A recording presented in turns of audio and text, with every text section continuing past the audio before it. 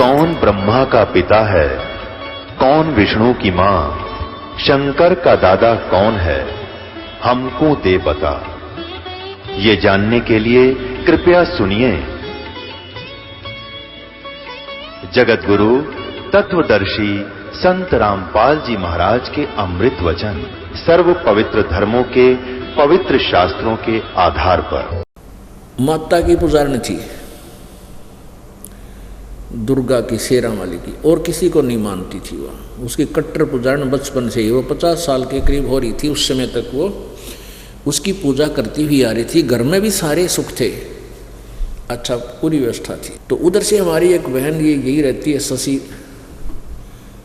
ये बीओ के पद से रिटायर्ड है, परमात्मा में समर्पित है, काफ़ी वर्षों से मालिक के चरणों में लगी हुई। तो इसकी वो पड़ोसन थी।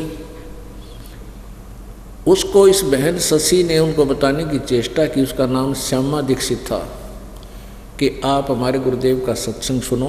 मैं बहुत दुखी थी, ऐसी ऐसी मेरे आपत्तियाँ आई, भगवान गुरुदेव की कृपा, कबीर परमेश्वर की कृपा से सब दूर हुई। आप नाम लो, मैं बहुत भटक चुकी थी, मुझे सही रास्ता मिल गया। तो वो कहने लगी मैं तो अपनी माता को नहीं छोड़ सकती। कौन? वो श्यामा दीक्षित कहती थी, मैं अपनी माता दुर्गा को नहीं छोड़ सकती। तो जैसे तैसे ये बहन यानी शशि उसको लेकर के सत्संग में ले। जींद हमारा छोटा सा आश्रम था, सारा मेरे ख्याल में 50 बाई 40 का एक आलसा बना रखा था।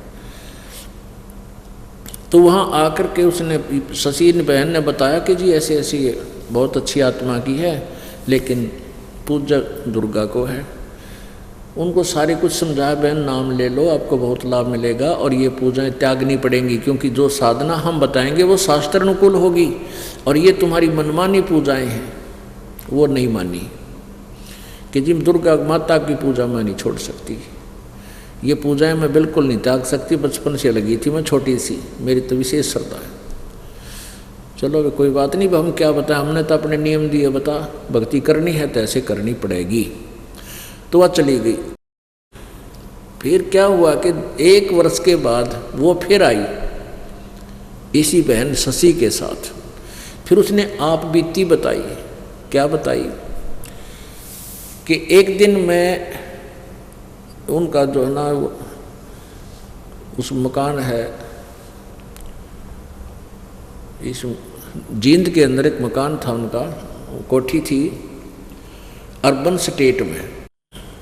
तो कहती मैं शाम के 5 बजे से अपने घर से निकलकर वैसे टहलने के लिए चल पड़ी। गर्मियाशे के दिन थे, 5-6 बजे से गली में गए, और आगे देखा कि एक घर में दुर्गा का जागरण हो रहा।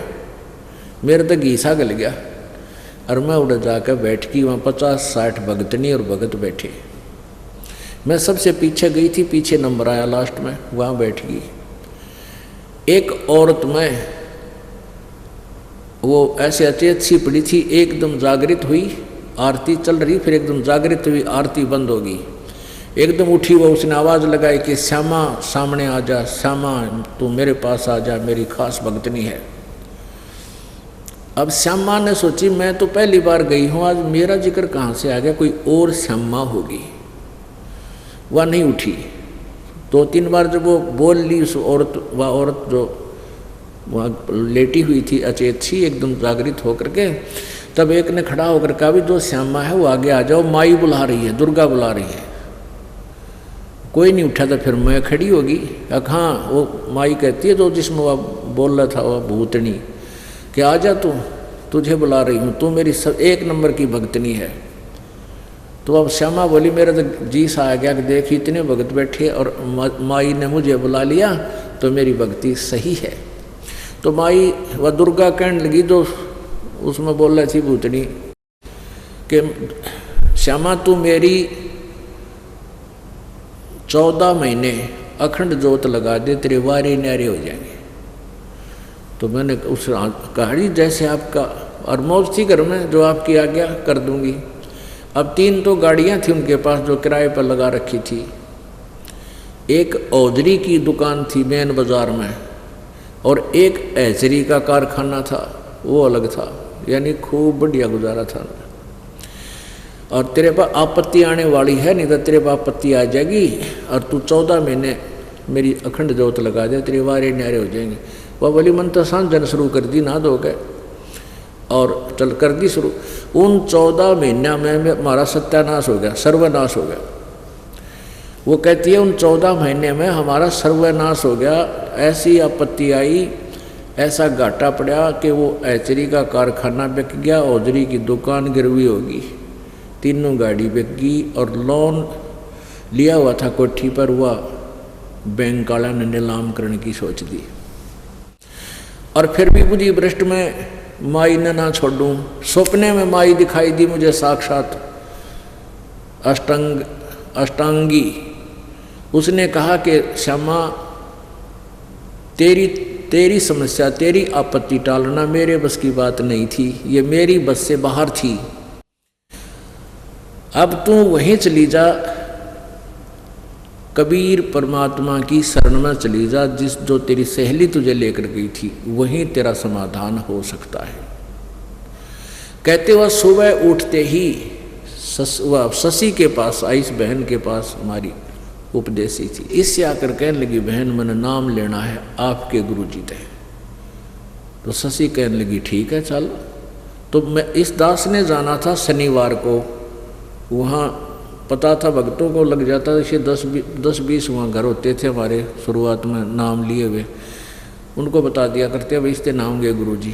तो उस दिन मैंने जाना था, किसी कारणवश मैं नहीं गया वहाँ पर। तो उस दिन जिस दिन इस दास ने जाना था सारा दिन इंतजार किया। अगले दिन फिर जाना था, अगले दिन भी नहीं जान पाया मैं, उस दिन भी उसने इंतजार करके घर आएगी। तीसरे दिन पहुँचा तब उसने कहा जी शशि बहन ने कहने लगी क्या नाम लेवेगी जी। मैंने कहा मैं पहचान लिया वही बहन है। मैं कहना बहन टर्म एंड कंडीशन आज भी वही है हमारी, वो पूजाएं तो त्यागनी पड़ेंगी जो शास्त्र विधि रहित करती थी। श्यामा बोली जी मैं पक्का मन करके आई हूँ और त्याग दूंगी। फिर सारी कहानी उसने तब बताई, उपदेश ले लिया। अब पुण्यात्मा उसमें उसको 30 लाख का नुकसान हो गया था, 30 लाख का। और फिर परमात्मा ने धीरे धीरे ऐसी रजा बख्शनी शुरू की उस पर, रोज नए नए सुख दे। और उसके पति की कैद हो गई थी, वो लोन किसी चक्कर में लोन ना भरने से या किसी कारण, तो परमात्मा ने रजा बख्शी, उसकी जमानत होगी और नौकरी लग गया। दोनों बच्चे धीरे धीरे नौकरी लग गए, यानी पुनर्स्थापित हो गए और वो कर्जा भी ढीला हो गया। अब वो बहुत गुण गाती है। मैंने उस श्यामा से कहा बहन एक बात बता, यदि तू उस दिन नाम ले लेती जो पहली बार आई थी, तेरा 30 लाख का नुकसान नहीं होता, हो सकता 30,000 में टल जाता। और यदि नाम लेते ही ये 30,000 की हानि तुझे हो जाती तो नाम त्याग देती। क्या कहती कि मैंने माता छोड़ दी इसलिए मेरा 30,000 का टोटा हो गया, और ये तेरे पर वरदान समझ ले कि तेने उस दिन नाम ना लिया, ये 30 लाख का टोटा तेरी माए दोहरा हो लिया। और जय मालिक की शरण माने से 30,000 का भी हो जाता तो इस भक्ति ने भी त्याग देती और 84 लाख योनिया में कष्ट उठाती। और ये कष्ट ये टली थी परमात्मा की कृपा से। 30 लाख का नुकसान 30,000 में टल जाता, ये टलाता था भगवान की वजह कृपा से। और तू न सोचती मैंने माता छोड़ दी इसलिए 30,000 का टोटा हो गया, क्योंकि वो ज्ञान समझ चुकी थी। कहने लगी जी भगवान करे ऐसा टोटा पहले आ जाता बढ़िया था, यानी ईसा घाटा में अच्छा है हमें भगवान मिल गया, आग लगे से धन करी फिर पूर्ति कर दी दाता ने, लेकिन ये भक्ति और ये भगवान मुझे जिंदगी में नहीं मिल सका था। तो पुण्यात्माओं कुछ ऐसे अनजान भक्त होते हैं नाम लेके, अगली बार क्या बताते हैं जी नाम लेते मतलब बीमार हो गया, बालक भी बीमार हो गए, सारे इंजेक्शन लग गए, तो उनको इतना ज्ञान की कमी है। परमात्मा का नाम लें पास जान जानी हो कुणबे में किसी कुणबा गाड़ी होनी हो और 2 दिन बुखार आ गया कि बिजली गिर गई, तो ऐसी सोच बन गई हमारी। जब हमें ज्ञान पूरा होगा,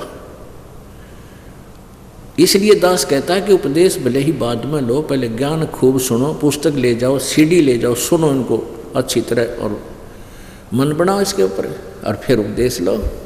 क्योंकि काल क्या चाहता है कि ये परमात्मा कबीर जी से हटाना चाहता आपको किसी प्रकार भी, 100 विचारें लाएगा। क्योंकि तो सारा यहाँ से आप जाते ही सारे काल के पुजारी मिलेंगे, यानी अन उपासक या कोई नहीं उपासना करता, चाहे वो कितने ही नेक आदमी हैं, लेकिन भक्ति उनको ज्ञान नहीं, इसलिए वो आपको मिसगाइड ही कर सकते हैं। और ज्ञान तो आपको यही मिलेगा या अपने आपके भाई बहन भक्तों के पास ही मिलेगा। तो इसलिए आपको रह रहकर सत्संग में आने के लिए प्रेरणा दी जाती है, प्रार्थना भी की जाती है कि ज़्यादा से ज़्यादा सत्संग अटेंड किया करो। तो पुण्यात्माओं ऐसे है कि संत शरण में आने से आई टले बला और जय मस्तक में सोड़ी हुआ काटे में टल जा। तो वह बहन भी कह रही थी कि जी यदि बिल्कुल सचमुच अगर मुझे 30,000 पहले मैं नाम ले लेती, और ये टोटा होना था 30 लाख का, और ये हो गया 30,000 का भी हो जाता, मैं भक्ति नहीं करती आ पाड़ी, कति छोड़ जाती। क्योंकि मेरे तो पक्की नौजत रही थी, आज थी मुझे को हानि नहीं हुई मेरी माता की पूजा करते करते, लेकिन वो संस्कार मिल रहा था आपका पूर्व जन्म की मलाई थी, वह जब तक पुण्य चले तो पुण्य था ही, पाप शुरू हो गए तो नाश हो गया, खट्टा कुछ नहीं कर सकी वह माता तेरी।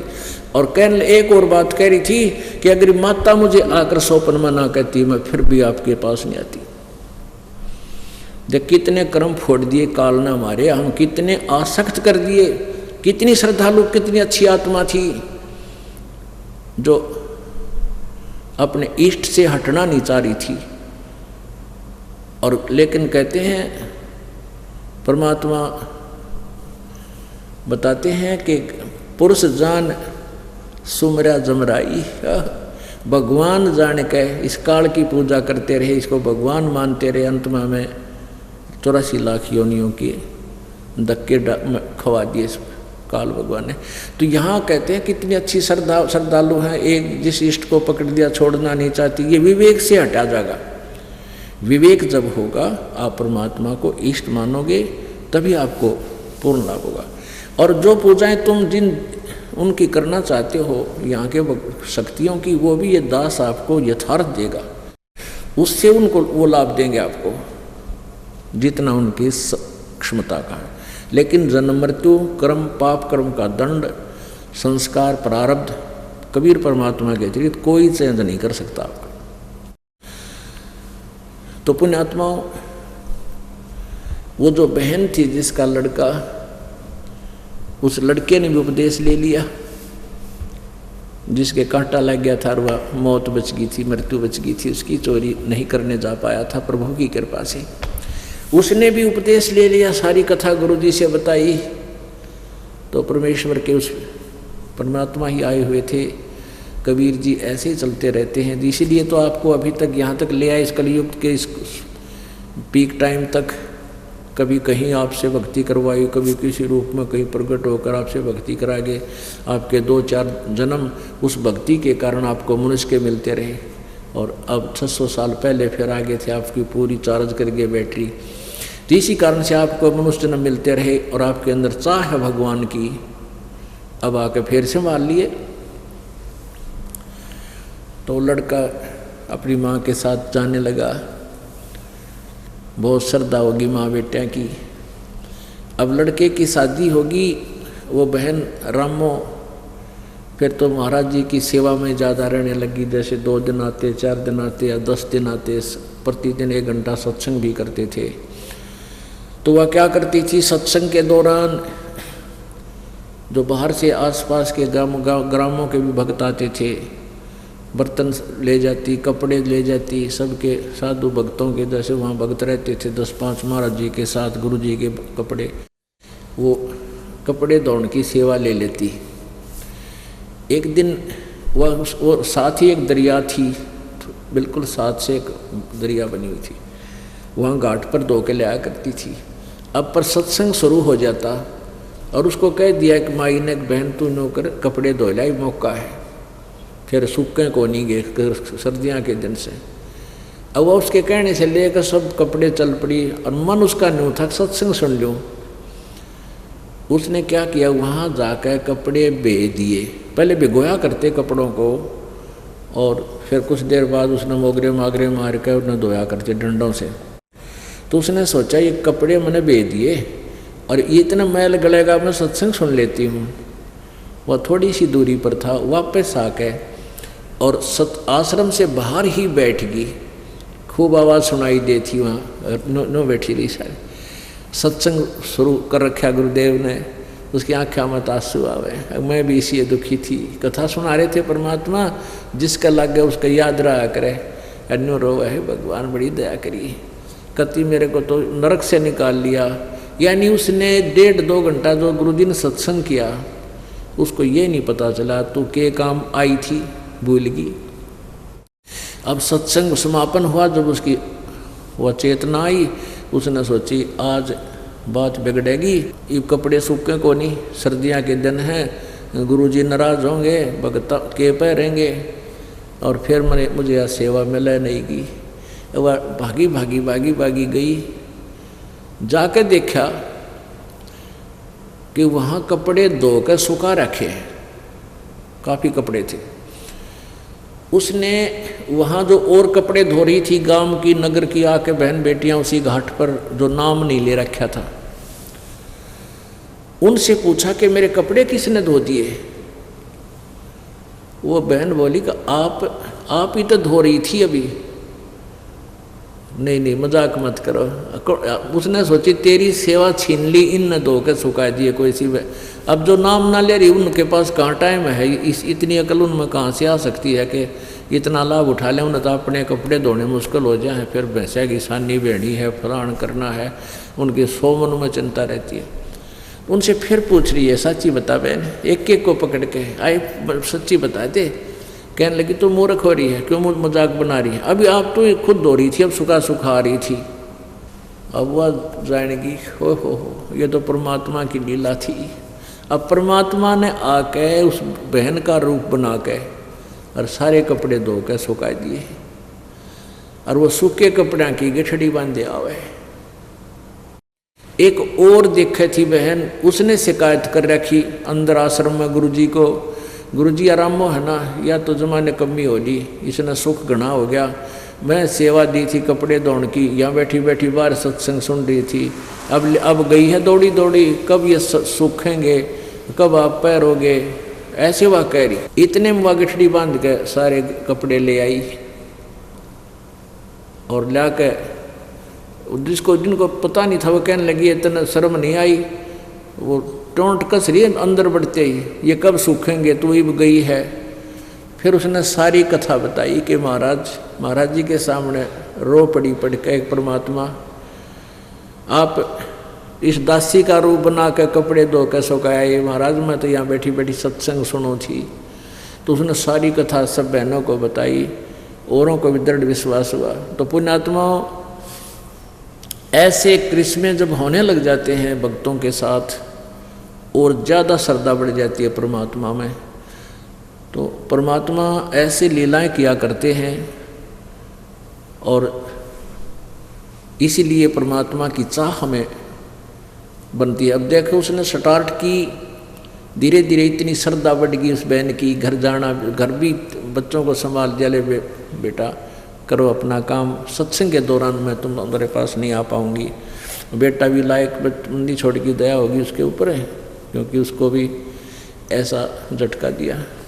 तो परमात्मा जब चाहे तो सब कुछ कर सकता। सतगुरु जो चाहे सो कर ही, 14 कोट दूत जम डर ही, ऊत भूत जम त्रास निवारे, और चित्र गुप्त के कागज पाड़े। परमात्मा सब कुछ कर सकता है। तो परमेश्वर जब आते हैं अपनी लीला बताते हैं कि परमात्मा को भूल कर ये प्राणी अपने जीवन को कैसे व्यर्थ करता है, और जब इस पर आपत्ति आती है तो भगवान को याद करता है, आपत्ति टल जाती है तो फिर गुट्टी ने याद करे, शराब याद करता है, बकवाद याद करता है, कि ताश खेलता है, कहीं सिनेमा में देखता है। तो परमात्मा क्या बताते हैं कि भाई मानुष जन्म दुर्लभ है, मानुष जन्म दुर्लभ है, ये मिले न बारंबार, तरवर से पत्ता टूट गिरे वो बहोर न लगता डार। मानुष जन्म दुर्लभ है, ये बार बार नहीं मिलता। जिस प्रकार वृक्ष से पत्ता टूट जाए दोबारा स्थापित उस टहनी पर नहीं हो सकता, ऐसे ही आप जी जब इस परिवार से छूट जाओगे, चले जाओगे, आपका देहांत हो जाएगा, आप ऐसे बिछुड़ जाओगे जैसे वृक्ष से पत्ता टूट जाता है, दोबारा नहीं आ सकता। तो पुण्यात्माओं, परमात्मा ने इसके लिए क्या बताया है? पानी की जल बूंद से साज बनाया जीवे, अंदर बहुत अंदेश था, बाहर भूल गया पीव। पानी की जल बूंद से साज बनाया साच, राखन हारे राखिया जठ रगने की आँच। परमात्मा हमें क्या याद दिलाते हैं?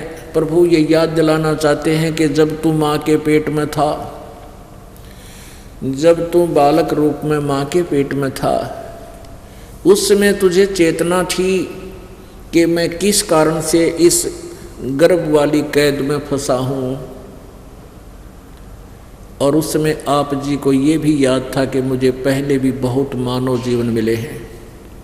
उन मानव जन्मों में मैंने परमात्मा की यथार्थ भक्ति नहीं की, सही संत मुझे मिले नहीं, और जीवन व्यर्थ करके मैं चला गया। फिर किन किन योनियों में किस प्रकार के कष्ट मैंने उठाए। तो उस माँ के पेट में भी इसको बहुत पीड़ा होती है। नीचे को सिर होता है, ऊपर को पैर होते हैं। और माता जब खट्टा मीठा खाती है, आहार करती है, नमक खाती है, तो उसका उस कच्चे बच्चे के कच्चे शरीर पर एक ऐसी चुभन होती है जिस कारण से वो मचलता है, पेट में ऐसे घूमता रहता है। वो घूमता इसलिए है कि उसके जो वो दर्द होता, पीड़ा होती, जैसे मच्छर लड़ जाते हैं, तो उसको ऐसे खाज करके या कितना खाट पर रगड़ के जब उसको ठीक, वो खाज ठीक होती है, तो उस दृष्टिकोण से उसके वैसी चुभन होती है, तो उसको चुभन की खाज को ठीक करने के लिए वो ऐसे मचलता है, दिन रात मचलता रहता है। माता सो रही होती है, वो रो रहा होता है और घूम रहा होता है सारी रात, ओड़ा सोड़ा। और साथ में ये भी याद करता है परमात्मा, अब के इस कैद से मुझे बाहर निकाल दो, मैं आपको कभी नहीं भूलूंगा, आपकी भक्ति करूंगा, पेट के लिए थोड़ा जो कार्य है वो करूंगा, करते हुए भी आपको याद रखूंगा। पीछे मुझसे बहुत भूल बनी, उसको क्षमा करो प्रभु। अब वो धीरे धीरे वो दिन आ जाता है जिस दिन इसकी बंद पेट से छूटती है, बाहर आता है, और बाहर आते ही फिर इसको ये 3 इंजेक्शन लग जाते हैं। रजगुण ब्रह्मा, सतगुण विष्णु, तमगुण शिव जी की अंदर से निकल रही ये शक्ति, ये त्रिगुणमयी माया बनकर, और प्रत्येक नवजात शिशु के पेट से बाहर आते ही उसमें इंजेक्शन से लग जाते हैं, ये अचेत हो जाता है। इसको कुछ याद नहीं तू कौन था, कहाँ से आया है, ये काल भगवान की व्यवस्था है। तो उसको नए सिरे से पढ़ा जाता है, तो ये तेरा काका है, ये तेरी चाची है, ये तेरा चाचा, ये तेरा मामा, ये तेरी बुआ, ये तेरी माँ, ये तेरा पिता। तो फिर वो नए सिरे से पढ़कर फिर उसी रंग में रंग जाता है। अब भगवान भूल जाता है। काल यही चाहता है कि जवान युवा होते शादी हो जा, शादी होती बच्चे हो जाए, फिर जुड़ जा काल के कोल्लू में, सारी उम्र पेट भरने के धंधे में बर्बाद करके मनुष्य जीवन को और मृत्यु को प्राप्त हो जाए, फिर गधा बन जा। परमात्मा आते हैं, अपनी प्यारी आत्माओं को समझाते हैं, तुम जिस क्रिया को कर रहे हो ये फाइनल नहीं है। इस क्रिया के, इस कर्म के साथ साथ आपने एक आवश्यक कार्य भुला रखा है, परमात्मा की भक्ति का। आप पे आवे हैं, आप पे भगवान की में, आप पे परमात्मा हैं, और आप ही अपनी भक्ति के लिए अपने से अन्य भगवान बताकर आपको प्रेरित करते हैं। क्या बताते हैं? उस समर्थ की रीझ छुपाई, उस परम पिता, उस समर्थ परमात्मा ने तेरे ऊपर रीझ के यानी प्रसन्न होकर तेरे को माँ के पेट से बाहर निकाला, जब तू रो रहा था, तड़प रहा था और वचनबद्ध हो रहा था कि भगवान मैं कसम खाता हूँ आपको, आपकी भूल नहीं पड़ेगी, मैं आपकी भक्ति किया करूँगा। अरे फिर बार आते भूल गया। उसके लिए क्या बताते हैं, उस समर्थ की रीझ छुपाई इब कुल कुटुंब से राता, गर्भ के अंदर वचन भरे थे कहाँ गई वो बाता। कितने प्यार थे। कहते हैं अब तक तू ये दिक्कत न बेटा बेटी कार को ठीक भगवान दिखाई ना देता। तो क्या बताते हैं कि उस समर्थ की रीझ छुपाई, जिस परमात्मा ने प्रसन्न होकर तेरे को सकुशल माँ के गर्भ से बाहर निकाल दिया, उसको भूल कर तू भी एक दूसरे पर आश्रित हो गया है। मेरा बेटा ऐसा है, मेरा बेटी ऐसी है, इतने कमाई करती है, फलाना करती है, और भूल गया भगवान को। उस समर्थ की रीझ छुपाई कुल कुटुंब से राता, रात माने लीन हो गया, कुल कुटुंब में उलझ गया तू। और गर्भ के अंदर वचन भरे थे कहाँ गई वो बाता।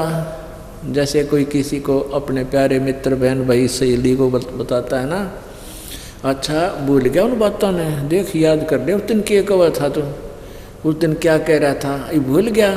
तो यानी उसको वो वस्तु याद दिलाने के लिए, उसको मोल्ड करने के लिए परमात्मा, जैसे वचन कहे जाते हैं, परमात्मा प्रत्येक वाणी का प्रयोग कर रहा है। जैसे अपने आत्मा परमात्मा ने इतनी मोटी वाणी बोल, इतना मोटा ग्रंथ बना रखा है, अपनी वाणी बोल बोल के, कबीर सागर, कबीर वाणी, लोको कबीर दो हावली हैं। और फिर जिन संतों को मालिक ने अपनी चेतना दी, उनको साक्षात्कार कराया, उनके अंदर ज्ञान योग खोल दिया, उन महापुरुषों ने भी से मोटे मोटे ग्रंथ परमात्मा की महिमा के बना रखे हैं।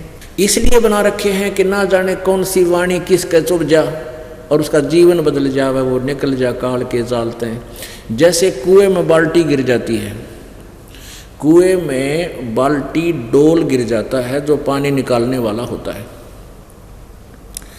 तो उस बाल्टी को निकालने के लिए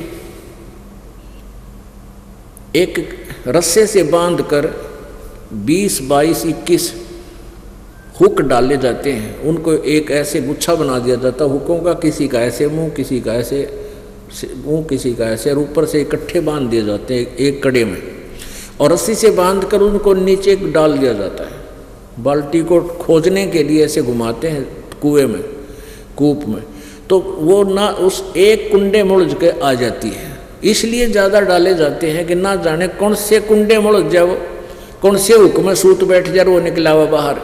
तो ये वाणी रूपी परमात्मा ने ये कुंडे यानी हुक डाल रखे हैं, ये बोल रखी है, ना जाने किस प्यारी आत्मा के कौन सी वाणी चुभ जा और निकला दलदल से बैठ जा, सत्संग में आकर भक्ति करे अपनी। अब माँ से के पेट से आने के बाद ये नए सिरे से इसको पढ़ाते हुए परमात्मा बताते हैं, पानी की जल बूंद से साज बनाया साची, रखण हारे राखिया तू जठरग्नि की आँचे। माँ के पेट में, गर्भ में, जहाँ हमारी पाचन क्रिया का सिस्टम है उसको जठराग्नि बोलते हैं, वहाँ बहुत ज़बरदस्त हीट है। अब परमात्मा की व्यवस्था बहुत ज़बरदस्त है और पुण्यात्मा ही इसको समझ सकती है। जहाँ पर भोजन हम जैसे रोटी आटा हमने जैसा भी पक्का कच्चा कर लिया, कई कच्ची सब्जियां भी खाते हैं, फल भी खाते हैं, और रोटी भी ये कच्ची पक्की ही होती है। इनको हम खाते हैं तो अंदर जा कर के इनको दोबारा गर्म करता है, अंदर परमात्मा का एक सिस्टम है, और उनको इतना गर्म कर देता है कि उनको नए सिरे तो अलग अलग अंश बनाए जाते हैं। तो कहते हैं उसी जहाँ तो तेरा एक चीकला सा बन रहा था शरीर का माँ के पेट में, गर्भ में, और वहीं पर इतनी भयंकर आँच थी, तेरा जरा सी लग जा तो सारा खत्म हो जाए।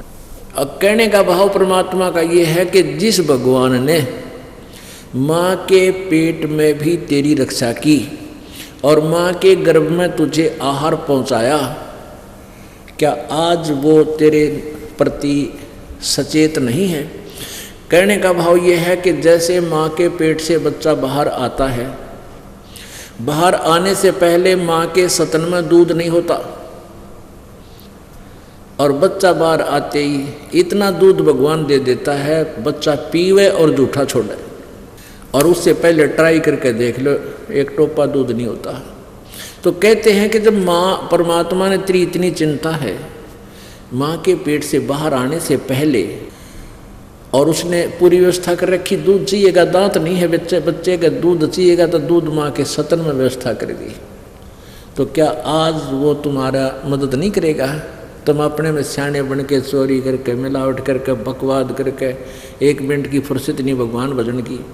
तो इन बातों से मन हटेगा, इन बकवादों से, और समय निकलेगा भगवान से। एक समय एक माई के बच्चे ना होया करते, एक संत उनके द्वार पर आता था। माई ने काफ़ी प्रार्थना की। एक दिन उस संत ने कहा कि माई तेरा संतान जब हो जा, भगवान सुन ले तेरी, तो पहली संतान, पहला पुत्र मुझे दे देना, मैं अपने शिष्य रूप में रख लूँगा। उसने नो चिंता थी, तू वृद्ध होएगा, तेरी सेवा कौन करेगा? एक बालक बचपन से रंग दूंगा उसने अपनी रंग में, वो संसारिक में ना फंसेगा। तो माई वचनबद्ध होगी कि महाराज अगर मेरे 2 पुत्र हो गए तो पहला बेटा मैं आपने दे दूंगी। पक्की बात से पक्की बात। परमात्मा की रजा हुई, पहला पुत्र हो गया, और वो साल भर का हुआ, इतना दूसरा और हो गया, तीसरा और हो गया, 1-2 बेटी होगी। और उससे कई वर्ष हो गए थे शादी ने, उनका संतान ना हुई थी। तो माई को खुशी हुई भी महाराज जी का क्या वचन कर रखा है। वो आश्रम में रहा करते थे, वहीं आश्रम था उनका गांव से बाहर। तो माई ने संदेशा दिया कि महाराज आपकी कृपा से ये पुत्र हुआ था, तो आपकी दया से 3 पुत्र हो गए, और ये आपका बच्चा। ने बोला माई इसने 2-1 साल और रख ले तो फिर मुझे दे दो। वो 3-4 साल का हो गया, थोड़ा सा तो महाराज को दे दिया। 2 उसके पास रह गए, 1 बेटी। अब वो लड़के को 10-12 वर्ष तक, यानी 15, 16, 17 साल का हुआ, तब तक उसने वहीं रखा, अपने आश्रम से बाहर नहीं जाने दिया। कहीं ये नकम्मे बच्चा दौरा बैठ कर बकवाद सीख ले और तुझे छोड़ कर ना भाग गया, इस दृष्टिकोण से। तो आश्रम में क्या करते थे, वो महात्मा खुद रोटी लेकर भिक्षा मांगने आता था, और आश्रम में औरतों का जाना अलाउड नहीं था। तो महाराज जी जो है खुद भिक्षा लेकर जाता था और बना खा लेते थे, वो लड़का बना लेता था, फिर शाना हुआ जो। एक दिन उस बच्चे के, उस महात्मा जी का बुखार हो गया बहुत ज़्यादा, और वो 2-3 दिन तक चल गया। जो भिक्षा ला रखी थी वह खत्म होगी। तो लड़का बोला महाराज जी आज मैं भिक्षा ले आता हूँ, आपकी आज्ञा दो। महाराज जी बोला भाई नो करिए, सीधा गली में चला जाना और बाएं मुड़ जाना, और बाएं साइड में ही जो पहला घर हो ना उसमें भिक्षा लाना, और उसमें जो मिला वापस आ जाना, और मत जाना कहीं पर। उसने आज्ञा का पालन किया, वो दौड़ा लेकर चल पड़ा। वहां जाकर क्या देखा उसने कि जब उसने कहा कि माई भिक्षा देना, उस माई ने कहा कि जा बेटी, उसकी लड़की से, वो लड़का 18-19 साल का हो गया, वो लड़की थी 15-16, 12-13 साल की, 10-12 वर्ष की होगी। उसकी माई ने कहा कि जा बेटी बाबा जी का भिक्षा गाला। अब वो भिक्षा लेकर गई तो उसने क्या देखा कि उस लड़की की चेस्ट पे जैसे दूध ही उभर आती है बच्चे का। तो उस लड़के ने सोचा ये इस बहन के फोड़े हो गए, और उनके गुरुजी का एक दिन फोड़े फोड़ा हो गया था, और वो फोड़ा बाल तोड़ था, अच्छा मोटा हो गया, और महाराज जी घना दुख हो गया था, काफ़ी मतलब पीड़ा महसूस करते थे, रोते थे रात को। तो वो 1 हफ्ते में जाकर वो फोड़ा फूटा था, वह दवाई जुड़ी बांधने से। तो उसने सोचा कि ये जो गुरुजी का फोड़ा हुआ था, इस बहन का ये फोड़े हो रहे से 2। वो कहने लगा बहन आपके ये फोड़े हैं ना, आपके फोड़ों की दवाई मेरे गुरुजी के पास है, आश्रम में आ जाना, इन फोड़ों की दवाई लगा देंगे, आपको दर्द नहीं हो रहा। अब उस लड़की ने सोचा ये बकवाद कर रहा निकम्मा ढेड़। तो वह गालियाँ मंड गई उसने, ढेर तेरा माँ कोई ना तेरा बहन कोई ना, अपनी बहन के फोड़े फुड़वा ले, नौकर वाले, वो लड़ने लगी। उस माँ ने सोचा ये क्या झगड़ा हो गया इनका।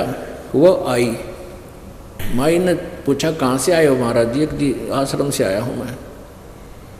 वह जानेगी क्यों? तो वे बेटा मेरे वाला जो मैंने दान किया था। उस बेटी को पता क्यों बाहर आने नहीं दिया उसने, उस पहचानते नहीं थे एक दूसरे को, ना घर जानता था वो लड़का। तब उसने कहा महाराज जी, वो लड़की को समझाया बेटी क्यों गाल दे रही है, तेरा भाई है।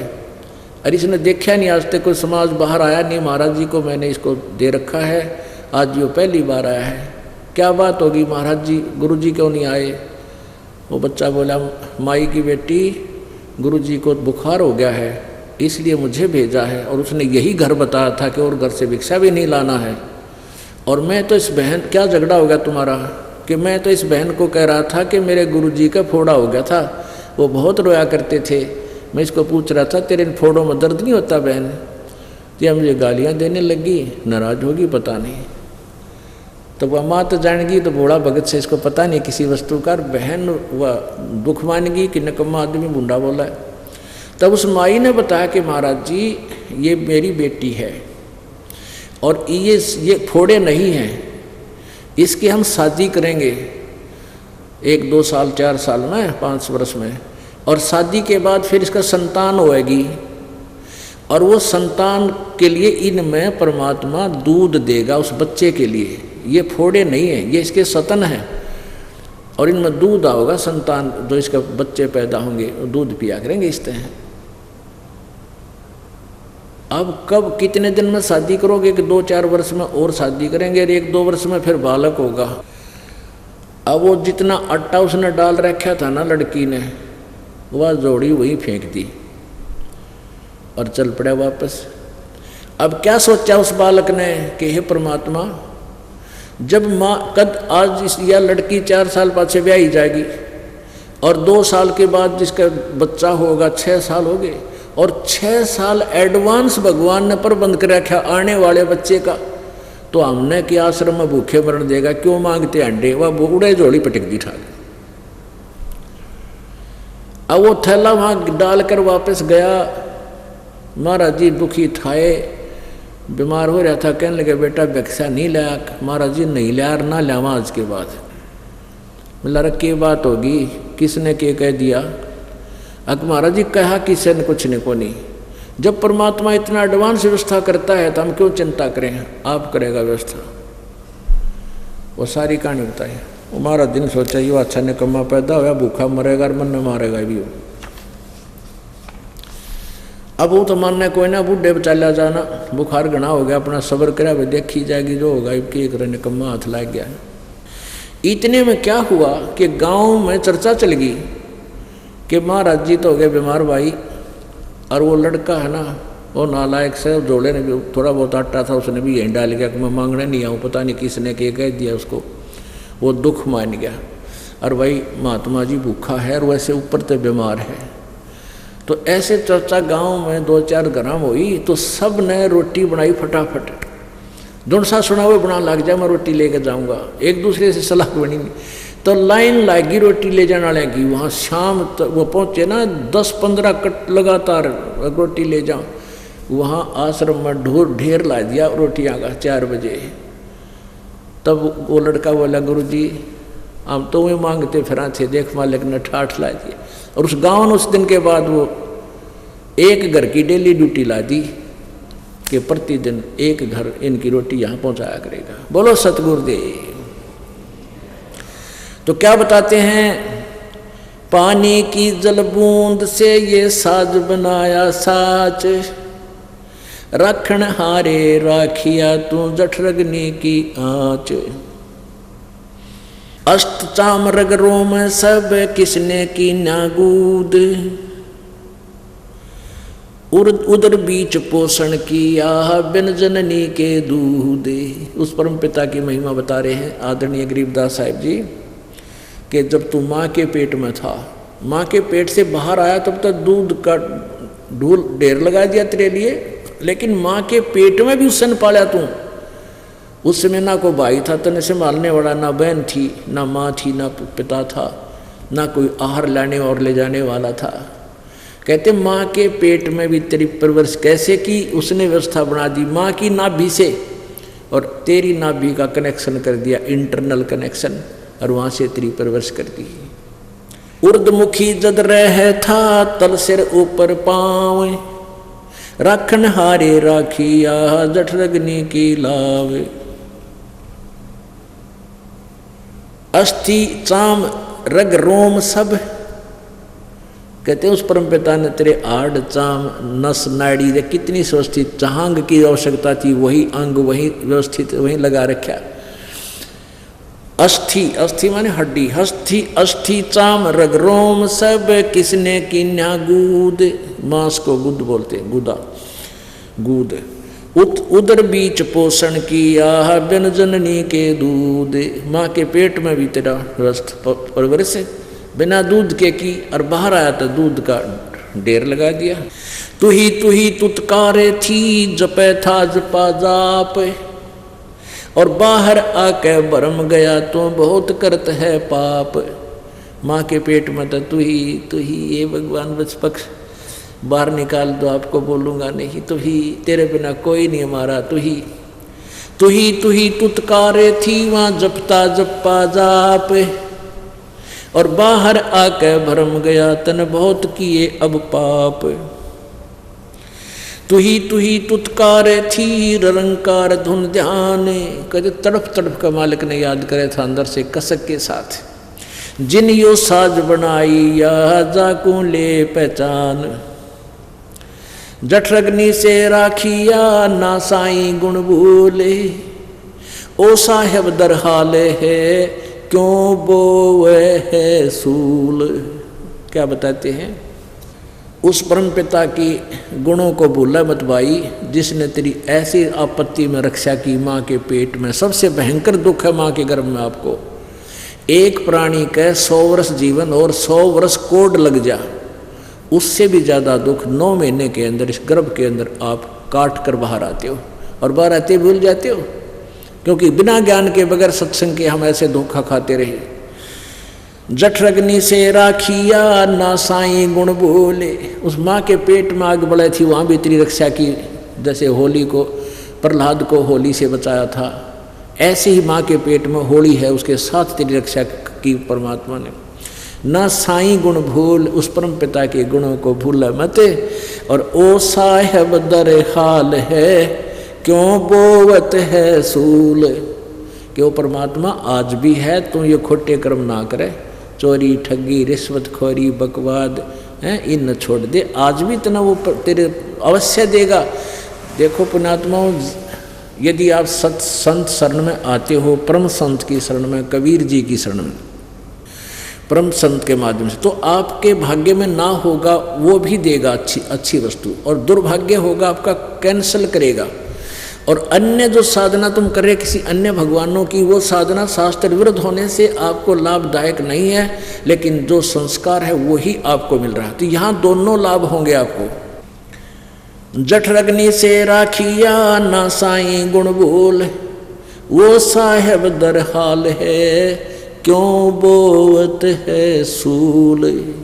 ये खोटे कर्म करके अपने पाप कर्म रूपी ये काटे ना बोगा, भविष्य में तेरे प्रारब्ध में लिखे जाएंगे। जठरग्नि से आध घड़ी की आधी, संतों से ती गोष्ठी जो की जैसो लाभ। आध घड़ी की आध, और संतों से ती गोष्ठी जो की जैसो लाभ। अब देखो वही बात आ जाती है, एक 22 मिनट की घड़ी होती थी और 2.5 घंटे का 20 मिनट की घड़ी होती है, 24 मिनट की 24 मिनट की घड़ी होती थी, तो अब 2.5 घड़ी का 1 घंटा बन जाता 60 मिनट। तो कहते हैं आधी घड़ी यानी 12 मिनट परमात्मा की चर्चा यदि किसी भक्त संत के साथ तेरी हो जाएगी, उससे भी बहुत लाभ मिलेगा। अपने आत्माओं, कहते हैं सूत्या संत जगाइयो,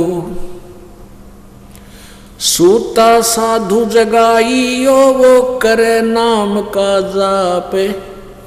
ये तीनों सूते भले, सिंह साकट और सांप। कहते हैं ये तीन तो छेड़ियो मत।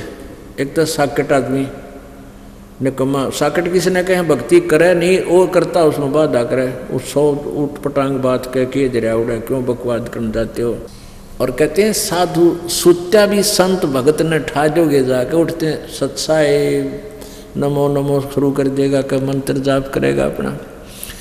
तो कहते हैं संत भगत के पास बैठोगे, चले भी गए सो रहा उन्हें उठा दे तो उठते मालिक को याद करेगा, और आप कभी याद आओगा। और ये तीनों सूते वाले शेर और साकट और सांप, इन नहीं छेड़े सूत्या बीमारी न पड़े रहे तक तक। तो यहाँ क्या बता रहे हैं कि आद घड़ी की आद घड़ी, आदि की पुन आद, संत साधों से ती गोष्ठी ही, जो की जैसो लाभ। आदि की 12 मिनट और 12 की फिर आदि यानी 6 मिनट, यानी सटाट जैसे उस बहन का पति मर गया था, दुखी बहुत थी, इकलौता लड़का वो भी बिगड़ गया था। तो प्रारंभ में वह बहन गई, कुशल मंगल ही हुई थी, और भगवान की चर्चा 5, 7, 10 मिनट उसने की। फिर धीरे धीरे वो इतनी भूख बढ़ती चलेगी और वो मालिक के चरणा में आगे कल्याण हुआ, परिवार का उद्धार हुआ। तो यहाँ उसी की तरफ संकेत है। फिर परमात्मा की भक्ति साधना के विषय में क्या बताते हैं। अलख अलह को याद करे, कादर को कुर्बान, साईं से ती तोड़ कर इबराता अधम जिहान। अलख अलह को याद कर और कादर को कुर्बान, कहते समर्पित होकर उस अल्लाह को, चाहे राम को हो, गॉड को, चाहे खुदा का हो, उस पूर्ण परमात्मा अलख अलह, अलख जो दिखाई नहीं देता, जो सबकी दिव्य दृष्टि की रेंज से बाहर है, उस अलख अलह को जिसको याद करो। और कादर को कुर्बान, अलख अलह को याद करे, कादर को कुर्बान, साईं से ती तोड़ के इब राता अधम जिहान।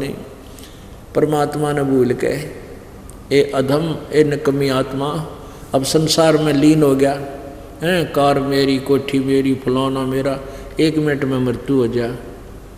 जो काम करना था वो तो रह गया, इन कोठी और कारा उलझ गया। और परमात्मा कहते हैं जतन कार कोठी भी चाहिए तो वह मैं दूंगा आवश्यकता अनुसार। पर श्रद्धा से पूरे विश्वास के साथ लग उन कार कोठियों का सदुपयोग करना, भगवान की चर्चा करना घर में, और फिर कार में बैठ कर अपने सत्संग में आना, बच्चों को लाना, कोई और ना आ सके उस भक्त ने बैठा लेना। तो इसका ऐसे लाभ उठाना, परमात्मा की दी हुई संपत्ति का सदुपयोग करना। संसारी में आन के क्या किया रे मूडे, सुअ संबल से या फिर लगे डोडे ढूंढे। जिस कार और कोठी को, जिस संपत्ति और फैक्ट्री को तू अपनी मानने था और उसकी व्यवस्था में सारा जीवन खो दिया, तेरे पास 1 मिनट का भी समय नहीं था भगवान की भक्ति और सत्संग मानने का। वो तो तेरे लिए ऐसा था जैसे एक सुआ पक्षी होता है, तोता, और वो ये देख लेता है कि ये पेड़ इतने दिन में बड़ा होगा, फिर इसका फल लगेंगे और ये मैं इसके फल खाऊंगा। उस तोता अपना एक पेड़ को अपना लेता है कि ये बड़ा होगा, उस पर आस रखता है। तो ऐसे एक संभल का वृक्ष होता है।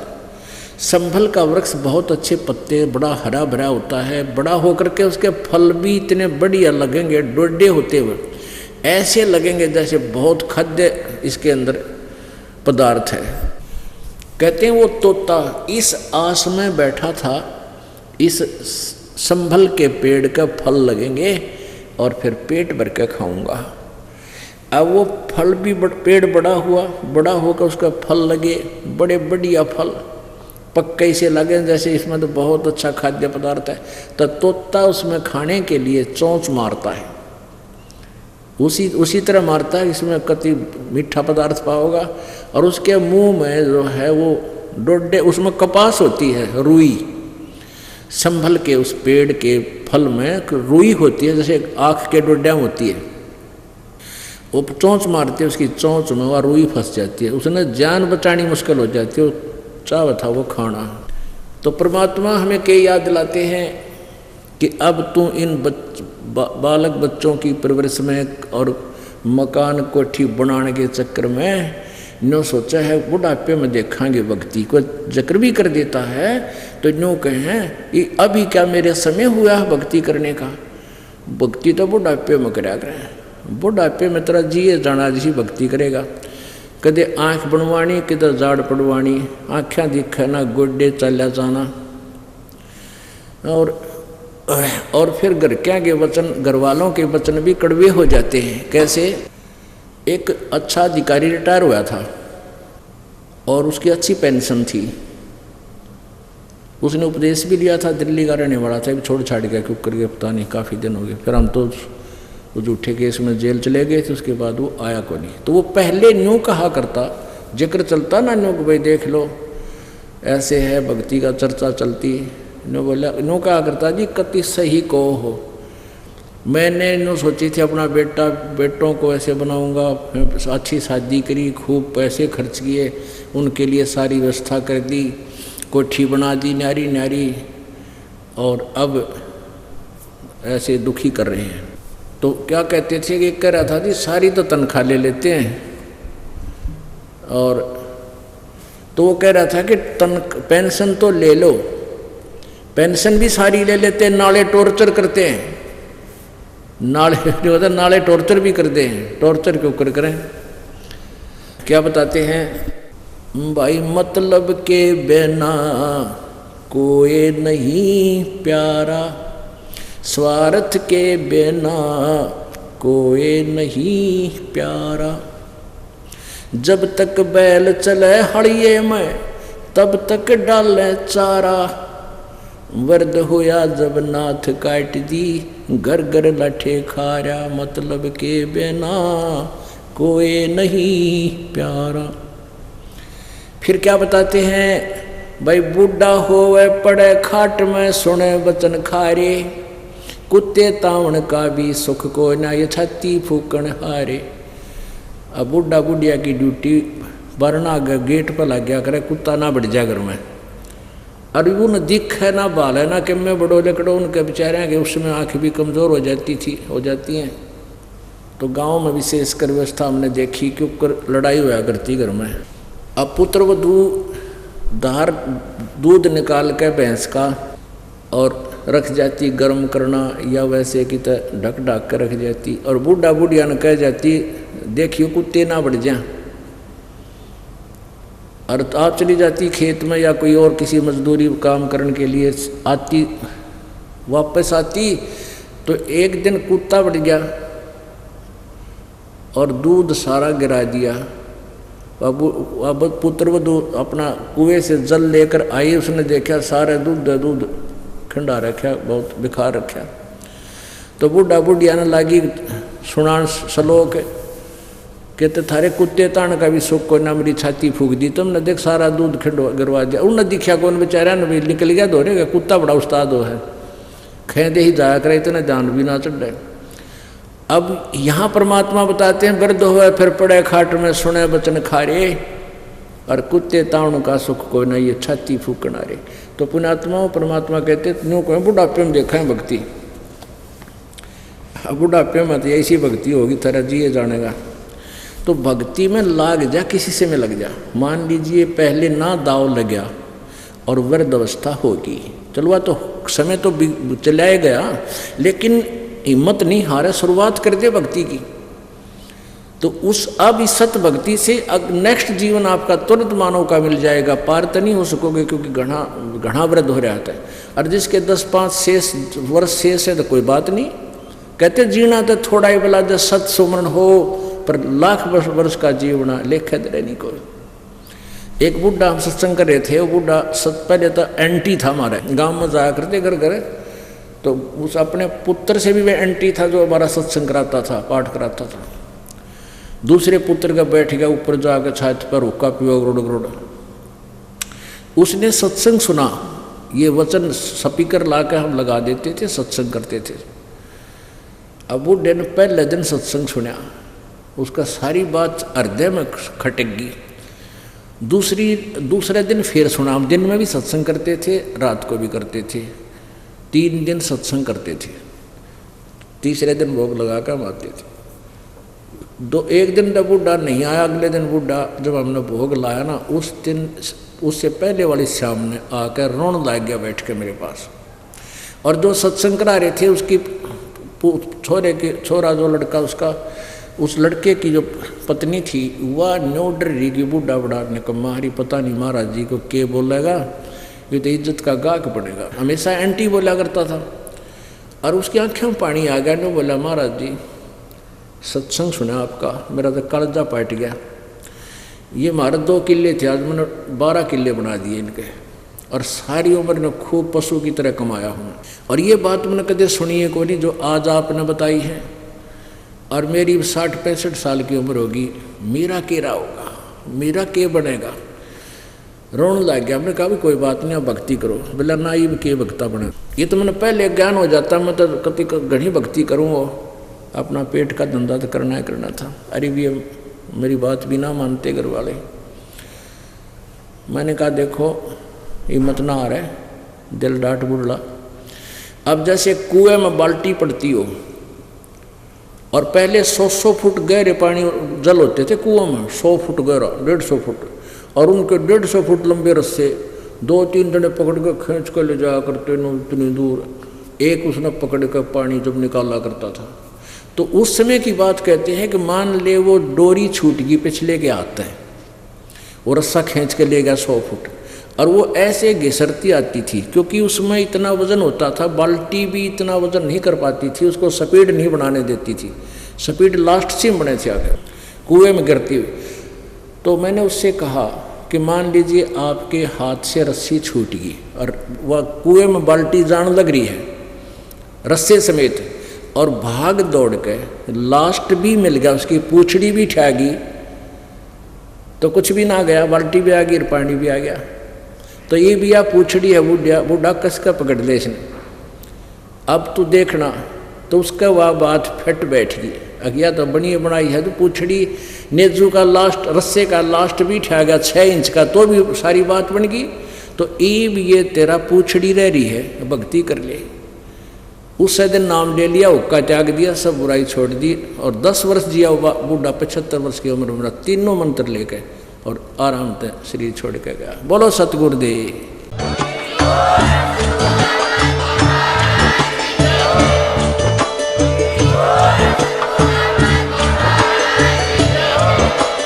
आप सुन रहे थे जगत गुरु तत्वदर्शी संत रामपाल जी महाराज जी के मंगल प्रवचन। अधिक जानकारी के लिए विजिट कीजिए हमारी वेबसाइट www.jagatgururampalji.org। संत रामपाल जी महाराज जी के शुभ आशीर्वाद से पूरे विश्व भर में 500 से भी ज्यादा नाम दीक्षा केंद्र हैं, जिन पर संत रामपाल जी महाराज जी द्वारा ऑनलाइन निशुल्क नाम दीक्षा दी जा रही है। अपने नजदीकी नाम दीक्षा केंद्र का पता करने के लिए संपर्क करें 8222880541।